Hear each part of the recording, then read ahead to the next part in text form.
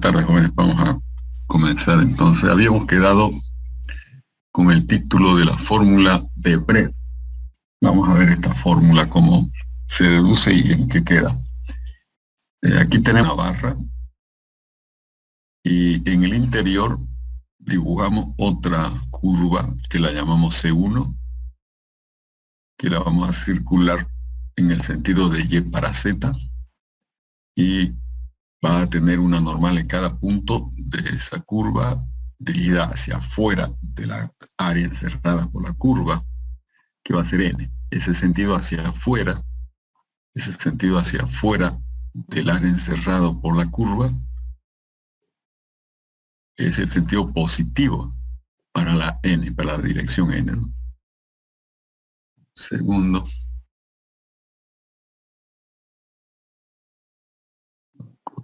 Aclarar esto. Ya. Bien. Ahora, la idea es la siguiente. Cuando la función de Saint-Venant se produce por un momento torsor que se aplique en la sección, entonces la sección deja de ser plana y se transforma en una superficie, ¿no? En ese momento hay riesgo de que esta función de Saint-Venant,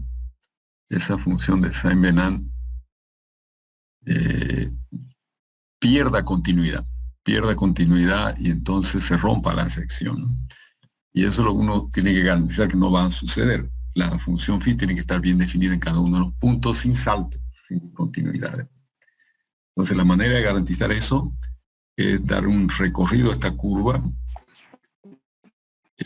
y a llegar al mismo valor de phi, tanto a la salida cuanto a la llegada, ¿no? O sea, nosotros vamos a arrancar acá sobre esta curva a partir de este punto.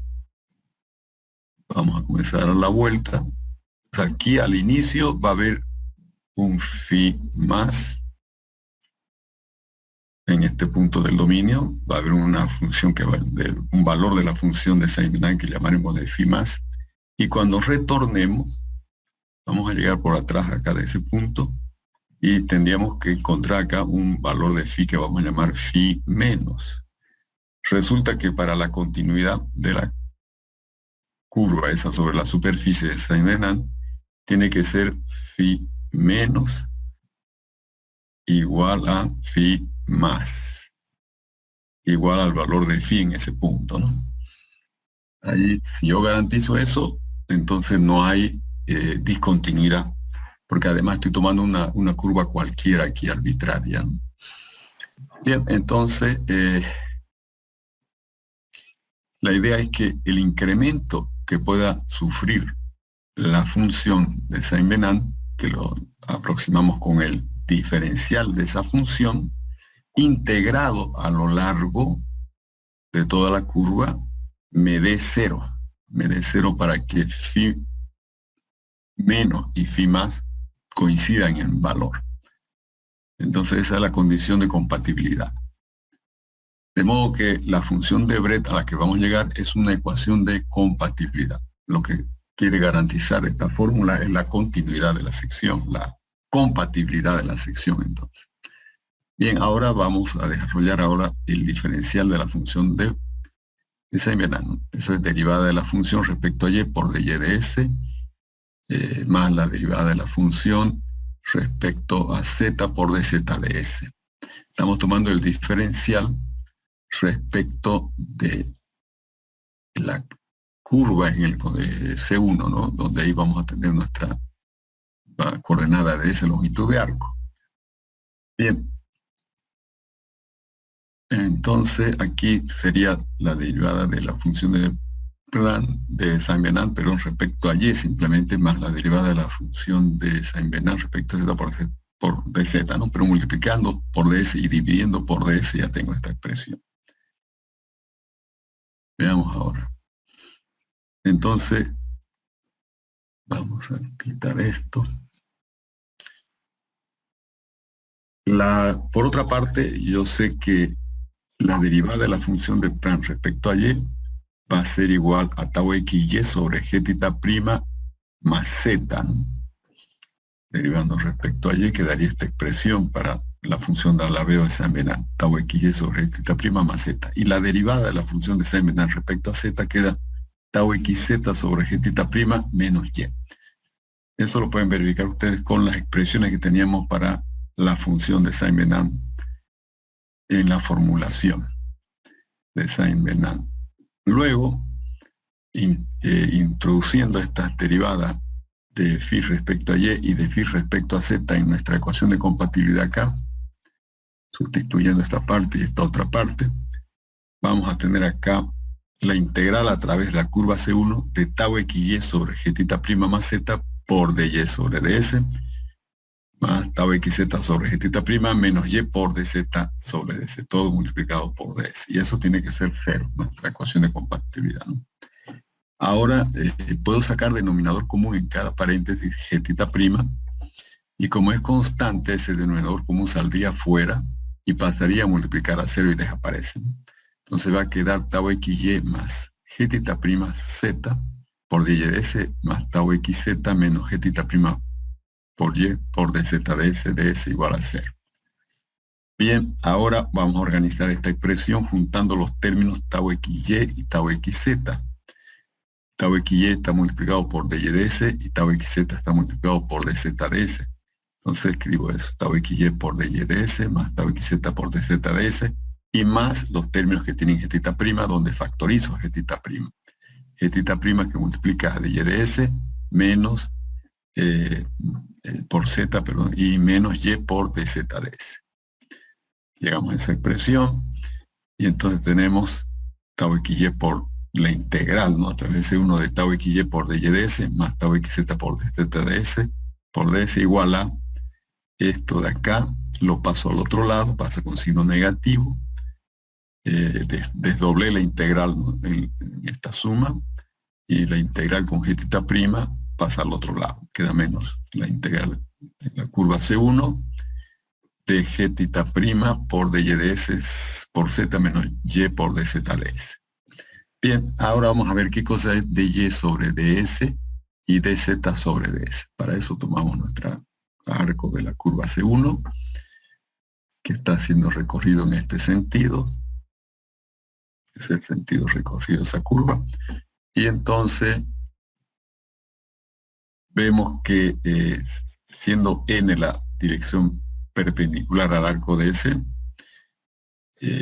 haciendo un ángulo alfa, esa n con y, con el eje y, resulta que coseno de alfa es ny y seno de alfa es nz. Pero observando el triángulo acá donde el ángulo alfa aparece en esta posición, vamos a tener nosotros que coseno de alfa es dz sobre ds y seno de alfa es menos dy sobre ds, ¿no? Entonces al final queda dy sobre ds igual a menos nz y dz sobre ds igual a ny. Entonces vamos a reemplazar esas expresiones acá. Y resultado es este de acá, la integral de la curva C1 de tau xy por dy ds más tau xz por zds más gθ' por, primero resolví acá, dy ds, que es igual a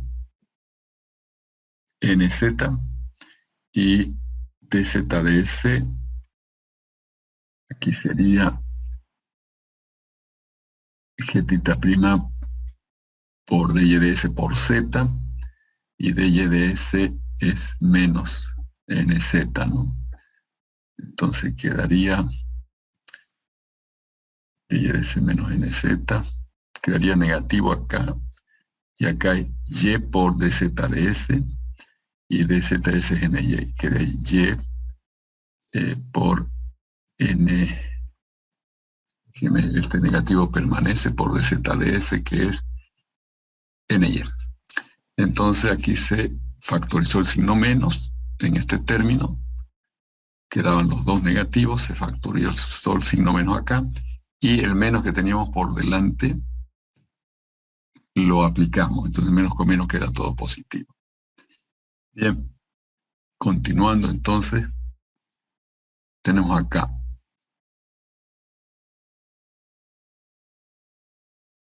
este menos, Ya no hay este menos, ¿no? Aquí ya no, perdón. Aquí reemplazamos la expresión de tau xy. Tau xy es igual en la función de Planck a menos la derivada de la función de Planck respecto a z. dy ds es menos, perdón, tau xy, la derivada de la función de Planck respecto a z, y dy ds es menos nz. Entonces, ese signo va a salir acá afuera, fíjense. Tau xy, perdón. Ahora, tau xz es la derivada negativa de la función de Planck respecto a y por dz ds, que es ny. Entonces, los dos quedan negativos y factorizo ese signo menos acá. Eso es igual a g' por la integral a través de la curva C1 de nz por z más y por ny. Entonces, ahora vamos a trabajar este término. g' por la integral a lo largo de la curva C1 de nz por z más y por ny. Entonces eso va a ser igual. Aquí yo puedo aplicar el teorema de la divergencia y pasar de la integral sobre la línea C1 cerrada a el dominio encerrado por la curva C1, omega. Entonces esto queda g' por la integral a través de omega, llamémoslo omega 1 también, para indicar exactamente qué es el área encerrada por la curva C1. Vamos a poner ahí.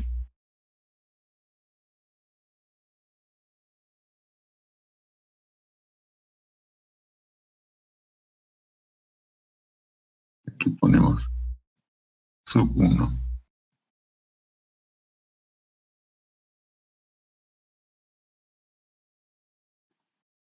Sub 1.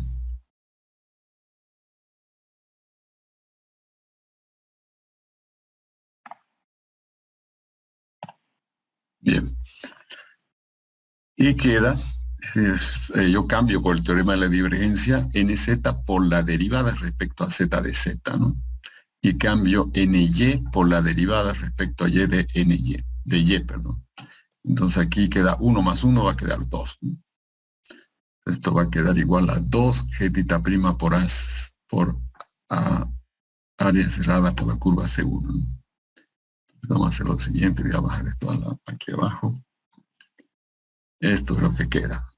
Este término, g' por la integral C1 nz por z y por ny, resulta ser igual a 2 g' por el área encerrada por la línea C1. Entonces, volviendo a esta igualdad, sustituyo este término por 2 g' por el área C1. Me queda menos la integral a través de C1 de la derivada de la función de Planck respecto a z por nz más la derivada de la función de Planck respecto a y por ny de s, igual a 2 g' por área encerrada por la línea C1. Entonces acá, esto estoy escribiendo lo mismo, no hay ningún cambio, ¿no? Sí, vamos a borrar esto, ya no necesito. Y entonces aquí, esta es la derivada direccional. Fíjense, es el gradiente de phi, que es derivada de la función de Planck respecto a z, como primer componente, y como segunda componente la derivada respecto a y, ¿no? Y estoy multiplicando por las componentes de mi vector dirección n, que son nz y ny primero y nz luego, ¿no? Entonces, esto es la derivada direccional de la función de Planck respecto a n, la dirección n. Con el signo menos, que lo meto adentro, queda la integral a lo largo de C1 de menos la derivada direccional de la función de Planck respecto a n por ds igual a 2 g' por AC1. Bien. Entonces, al final, como ya habíamos probado antes, que la derivada de la función de Planck respecto a n como una propiedad de la función de Planck era igual a menos tau t. El tau t es la tensión, la proyección en la dirección tangente a la dirección n, perpendicular, perdón, a la dirección n, con signo negativo. Entonces va a quedar acá el menos, con el menos queda más. La integral de C1 de la componente en la dirección perpendicular a n de la tensión cortante neta en un punto de esa curva C1 por ds igual a 2 θ' por AC1. Esa es la fórmula de Brett. Esta es la fórmula de Brett, que también la podemos escribir acá en vez de tau t menos la derivada de la función del Planck respecto a n. Cualquiera de las dos representa nuestra ecuación de compatibilidad de Brett. Bien. Ahora, en caso de que la sección sea múltiplemente conexa, ¿a qué nos referimos con este asunto? Esta es una sección maciza que no tiene huecos. Sin hueco, la sección maciza es llamada simplemente conexa o conexa. Sección conexa. No tiene huecos. Ahora, si abrimos huecos en la sección, entonces se llama múltiplemente conexa. Esta es múltiplemente conexa. Entonces, si hay huecos, cada hueco hace aparecer acá un contorno interno. Aquí un contorno C1, esta otra curva, un contorno C2 del hueco. Acá esta otra curva, un contorno C3. Y sabemos que en el contorno de nuestra sección, sea esta contorno interno o externo, la función de Planck es constante. Entonces aquí va a aparecer una función constante en todo el contorno de este hueco, que va a ser phi2. Aquí va a aparecer una constante en el hueco que va a ser la función del Planck phi1. Y aquí también una constante phi3. Entonces van a aparecer por cada hueco una constante que no conocemos de la función de Planck. La única constante que conocemos en el contorno externo, donde hemos elegido que la función de Planck valga a 0. El contorno externo es único, ¿no? Entonces ahí ese contorno, la función de Planck vale 0. Si se abren otros huecos en el interior, son contornos internos, y ahí aparecen las incógnitas, que son los valores de phi constante en esos huecos, en ese contorno de huecos, ¿no? Bien, a eso nos referimos con múltiplemente conexa. Da ese problemita ahí, que aparecen más incógnitas cuando la sección es múltiplemente conexa. La fórmula de Brett, expresada en términos de la función de Planck, nos da en cada hueco, o sea, podemos usar esta fórmula de Brett, y esa fórmula de Brett nos da para cada hueco una ecuación adicional, que podrá ayudarnos a determinar esa constante de integración, esa constante de la función de Planck en el contorno del hueco. Bien, ahora nosotros cuando aplicamos el teorema de la divergencia para una sección múltiplemente conexa, lo que hacemos es lo siguiente. Vamos a hacer un pequeño dibujo para aclarar acá. Imaginemos un solo hueco para simplificar el problema. Tengo el hueco, una curva C1, ¿no? Imaginemos que aquí está el eje Z y aquí está el eje Y. El contorno externo lo vamos a recorrer, como es habitual, en el sentido de Y para Z. Entonces, imaginemos que partimos de acá, de este punto, a recorrer el contorno externo. En algún punto cualquiera, nosotros decidimos ingresar al hueco. Entonces, entramos por acá al hueco. Entramos al hueco y la idea es salir un poquito más allá después de haber entrado al hueco. Entonces tenemos que recorrer en este sentido el hueco para que cuando lleguemos por acá podamos salir. Este es el mismo punto, estas dos líneas están coincidiendo, las separé un poquito solo para que se visualice. Entonces de esa manera se transformó, al hacer esta incisión hacia el interior al hueco por una línea en la región múltiplemente conexa, se abrió la sección. Es como si cortásemos nosotros acá, ¿no? Como si hiciésemos un corte aquí, y entonces la sección se vuelve simplemente conexa, ¿no? Solo que hay un pequeño cambio en el recorrido del hueco. El hueco ahora se recorre en el sentido de Z para Y. Y eso va a cambiar el signo de la integral, ¿no? Porque cuando yo cambie una integral de línea, el sentido de circulación de la línea, cambia el signo de la integral. Bien. Entonces aquí lo estamos comentando.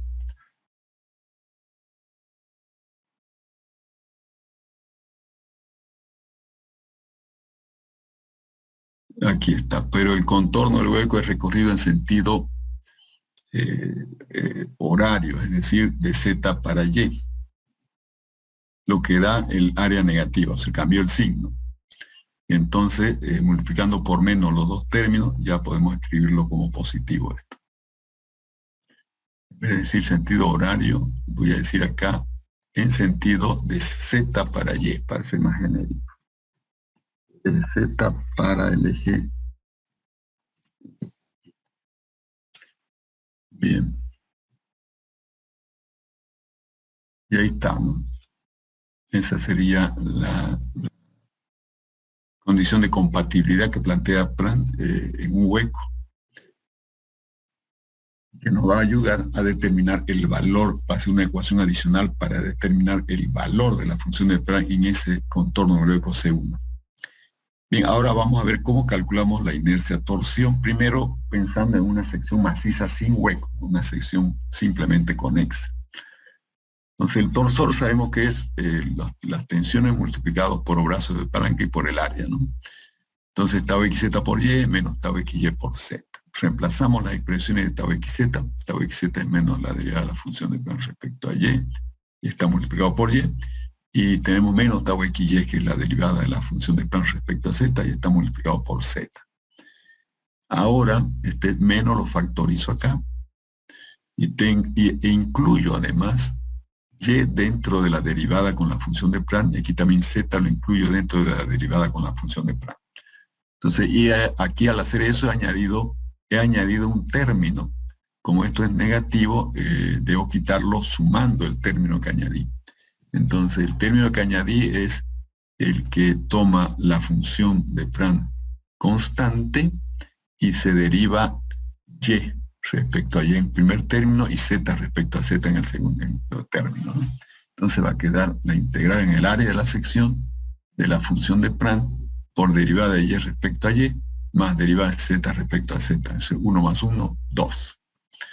Entonces el torsor va a ser menos la integral en el área de la sección de la derivada de este producto de phi por y respecto a y, más la derivada del producto de phi por z respecto a z, por el diferencial de área, más la integral en el área de 2 veces la función de Pran, por diferencial de área, ¿no? Entonces acá nosotros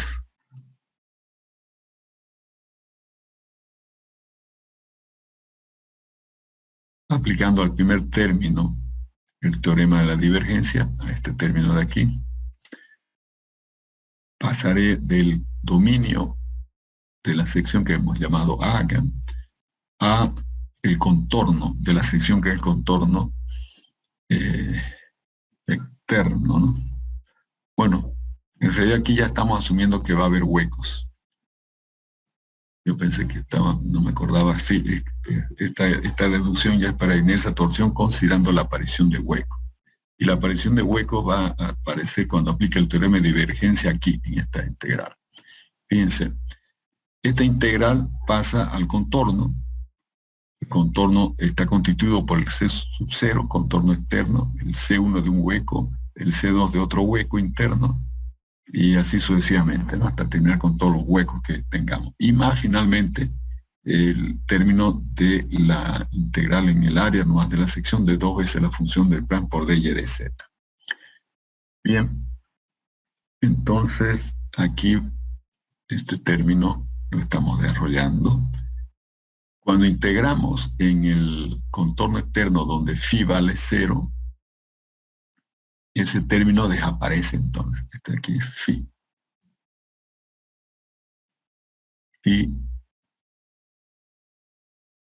función de Pran en el contorno 0, que es con la curva del externa, ¿no? Que llamamos el sub 0. Como esto vale 0, entonces la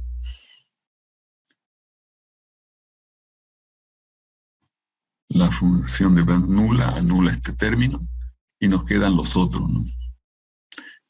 lo he escrito con este orden, primero el último que es positivo y luego restando los demás.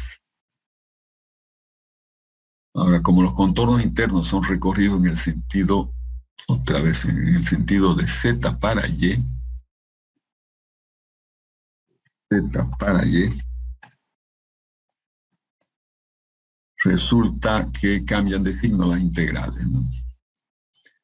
Y como la función φ1 es constante en el contorno C1, la función φ2 es constante en el contorno C2 y así sucesivamente, entonces lo que estamos integrando es simplemente y por ny más z por nz en cada uno de ellos. Y ya sabemos, en la deducción del BET, aplicando el teorema de la divergencia, que eso es igual a 2 veces el área del hueco. Entonces, este primer término va a ser 2 veces el área del hueco A1 por la función de Planck en ese hueco, en el contorno del hueco que es φ1, ¿no? Para el otro hueco vamos a tener 2 veces el área encerrada por la curva C2 multiplicado por la función constante en esa curva C2, φ2 de Planck, ¿no? Y así hasta el último hueco. Entonces, finalmente, dividiendo el torsor entre g' queda la inercia torsión, y al dividir acá todos los términos entre g', afectando g' a la función de Planck, nos queda la función de Planck reducida, y con la función de Planck reducida ya no aparece el valor de g' constante, no se quedó embutido en la función de Planck reducida. Y esa es la inercia torsión de una sección múltiplemente conexa. Bien. El trabajo usted va a ser resolver una sección transversal rectangular con un solo hueco, un solo hueco. Entonces, ustedes van a tener que calcular inercia torsión con esto más este término de un solo hueco. Ese va a ser el trabajo. Bien, ahora apliquemos todo lo que hemos estudiado a un caso que se puede establecer con una simplificación importante, que es el caso de las secciones de pared delgada cerrada o tubo, como esto que tenemos acá, ¿no? Este es nuestro tubo de un espesor que llamamos TDS, que puede variar, colocamos TDS porque puede variar con la línea media de la sección, ¿no?, de la pared. El espesor puede ser variable, pero manteniéndose siempre pequeño, porque estamos hablando de sección ya de pared delgada, ¿no? Entonces el espesor tiene que ser bien pequeño. Entonces aquí hay dos contornos, el contorno externo C0 y hay un contorno interno C1. La línea media ahora es lo que es nuestro dominio de nuestro modelo del tubo, solo la línea media. Y el espesor viene a ser ya una propiedad de ese dominio, que tiene su valor definido en cada punto de la línea media. Ahí tenemos la coordenada S, entonces. Bien. En C0, phi vale phi sub 0, y en C1, phi vale phi sub 1. Y el espesor es muy pequeño, entonces uno puede asumir que el espesor varía con la dirección n que está en la dirección perpendicular a la línea media y que marcaría el espesor. Entonces, podemos imaginar que esa variación con esa coordenada en el espesor, que es n, phi, varía de una manera muy simple. Podemos imaginar que varía linealmente. Podemos imaginar entonces que varía linealmente con n. En ese caso, entonces, tau xn, que es la derivada de la función de Planck respecto a s, sería 0 porque no varía con s, solo varía linealmente con n, ¿no? Y tau xs va a ser menos la derivada de la función de Planck respecto a n. Como varía linealmente, eso va a ser la variación entre los dos contornos de la función de Planck, que sería phi1 menos phi0 sobre el espesor TDS. Pero phi0 es 0, entonces queda phi1 sobre TDS, ¿no? Entonces noten ustedes lo siguiente a partir de esta condición de que estamos asumiendo de variación lineal de phi con n, con la dirección que marca las coordenadas del espesor, ¿no? Este tau xn tau xs más bien, perdón, tau xs resulta ser igual a φ1 que es constante sobre el espesor que varía con S. Entonces, tau xs lo vamos a llamar simplemente tau de aquí para adelante, va a ser igual a una constante. Una constante en el espesor. Constante en el espesor. El espesor de la pared del tubo. Y entonces, al avanzar sobre la línea S, la línea media, hay cambio, obviamente, ¿no? Porque el espesor puede cambiar. Ahora, si el espesor no cambia, entonces queda todo una constante, ¿no? Ya tau xs no solo sería constante en el espesor, sino también en toda la línea media. En general va a haber un cambio del espesor con la línea media S, por lo tanto, el tau podría variar con ese espesor. Bien. Además, el sentido de esa tensión tau xs, que ya estamos llamando tau, porque es la única que existe, la otra ya no existe. Esa es mi tensión neta, ahora tau, igual a tau xs. Esa tensión, déjenme ver, esa tensión tiene la dirección tangente a la línea media. Tiene la dirección tangente a la línea media. ¿Por qué? Porque es la derivada de la función de Planck respecto a n, ¿no? Y sabemos que es la componente, esta tau x es la componente de la tensión tangente a esa línea media, según la propiedad de la función de Planck, ¿no? Entonces, y esta tau xs es nuestra tensión neta. Entonces, la tensión neta está más bien en la dirección de S, de la línea media. Tangente a la línea media está aquí. Aquí la anotamos como T simplemente porque la tensión neta, ya que no hay componente en la dirección perpendicular. Ya observamos que T por el espesor va a ser la constante, que es el valor del flujo en el contorno 1 interno. Entonces tenemos que es constante este producto a lo largo de toda la línea media. El producto sí, de la tensión neta por el espesor es una constante. Y a esa constante la llamamos flujo de tensión constante y la anotamos con la letra Q. Entonces Q va a ser igual al producto de la tensión constante por el espesor. Bien, ahora imaginemos nosotros, vamos a calcular la inercia torsión de esta sección tubular. Entonces, imaginemos nosotros que avanzamos una longitud diferencial de S acá. Una longitud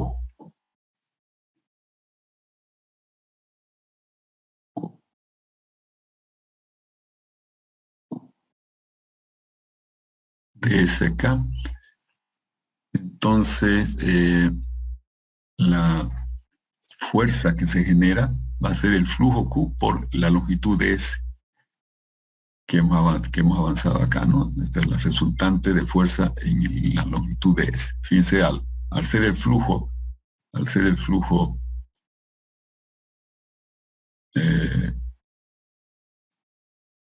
igual al producto de la tensión por un espesor, entonces como la tensión tiene longitud al cuadrado en el denominador y el espesor es una longitud, queda el flujo como fuerza sobre longitud simplemente, ¿no? Al multiplicar Q por esa longitud de S, tenemos la fuerza. Esa fuerza tiene un brazo de palanca respecto al origen del sistema de referencia, que va a ser H, medido en dirección perpendicular a la fuerza, ¿no? Entonces tenemos que el momento que aporta ese pedacito de S va a ser Q por ds, la fuerza, por el brazo de palanca H. Integrando a través de la línea C, de la línea media, ya tenemos el torsor completo, ¿no? Ahora, si nosotros observamos, Q por ds es la base de un triángulo que tiene altura H.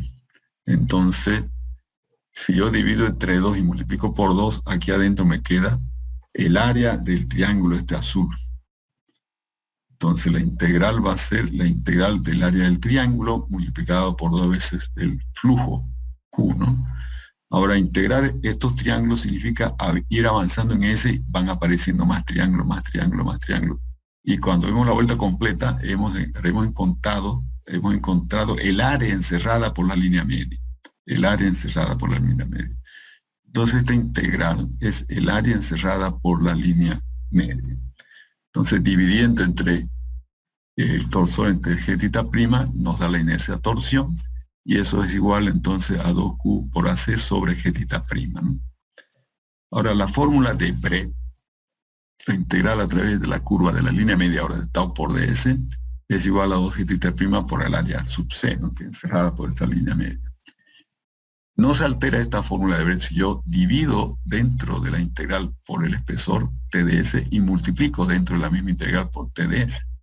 Lo que sí aquí aparece la tensión por TDS, que es el flujo. Y como es una celda, el flujo es constante en la celda, por lo tanto sale fuera de la integral, ¿no? Y nos queda así. El flujo por ds sobre TDS igual a 2G' por AC. Entonces, tenemos que dividiendo entre G', este término lo paso a dividir acá, me queda que el flujo Q sobre G' por la integral de ds sobre el espesor igual a 2 veces AC, ¿no? Y ahora si multiplico por 2AC ambos miembros, me va a quedar 2AC por Q sobre G' igual a la integral de ds sobre el espesor igual a 4AC cuadrado. Entonces aquí aparece ya la inercia torsión. La inercia torsión la despejo pasando esta integral a dividir acá, y me queda la inercia torsión igual a 4AC cuadrado sobre la integral sobre la línea media de ds sobre el espesor, que varía con S, que puede variar con S. Ya tenemos la inercia torsión, ¿no? Bien, dan 2 minutos para terminar la reunión. Entonces, en la próxima clase vamos a ver este asunto de las secciones multicelulares, que va a ser una pregunta del examen, del segundo parcial, ¿no? Vamos a tener acá, vamos a ejemplificar el asunto primero con 2 celdas, pero luego se puede poner cualquier número de celdas acá, en la sección multicelular.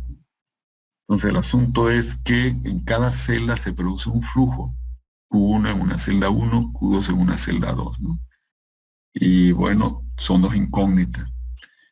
Y tenemos que ver cómo es que hacemos nosotros para calcular la inercia torsión de esa sección multicelular y cómo hacemos también para calcular esos flujos, Q1 y Q2. Ahí vamos a ver que es un problema hiperestático en el que aparecen. Es un problema hiperestático. Aquí el torsor va a ser el torsor de la celda 1 más el torsor de la celda 2. Y bueno, esa es la condición de equilibrio que tendríamos, pero la condición de equilibrio tiene 2 incógnitas. Q1 y Q2, ¿no? Cada torsor ya sabemos que es igual en una celda a 2 veces el flujo en la celda por el área encerrada por la línea media, ¿no? Entonces nos queda la ecuación de equilibrio con 2 incógnitas. Lo que nos obliga a utilizar compatibilidad, que es la rotación específica en la celda 1 igual a la rotación específica en la celda 2 igual a θ' simplemente, ¿no? Entonces la fórmula de Brett, que es la que nos da compatibilidad, nos permite usar esa θ' que es común a ambas celdas y escribir 2 ecuaciones